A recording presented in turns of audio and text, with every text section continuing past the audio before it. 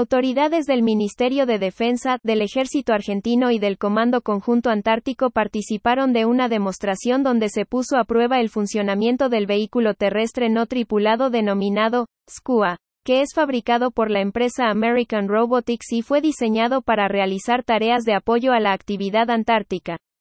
A partir de un requerimiento del Comando Conjunto Antártico, COCOANTAR,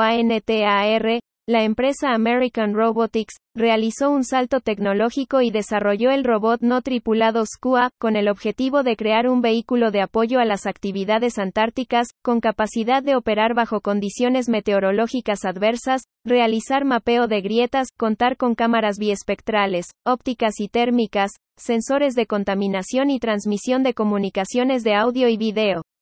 El vehículo puede ser controlado de forma remota mediante operador, o bien funcionar de forma autónoma a través de la carga de una ruta de patrullaje en interacción con sistema de navegación GPS, cámaras ópticas y LIDAR, dispositivo que permite determinar la distancia desde un emisor láser a un objeto o superficie utilizando un haz láser pulsado.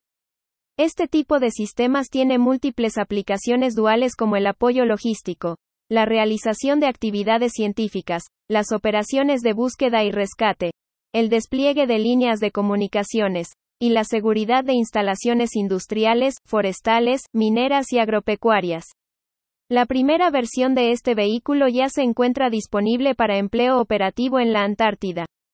mientras que la segunda versión mejorada está en desarrollo y se está trabajando en la incorporación de blindaje balístico y un brazo robótico. Este desarrollo está siendo supervisado por la Dirección General de Investigación y Desarrollo del Ejército Argentino, a cargo del general de brigada Patricio Salazar y por el Comando Conjunto Antártico, a cargo del general Edgar Calandín.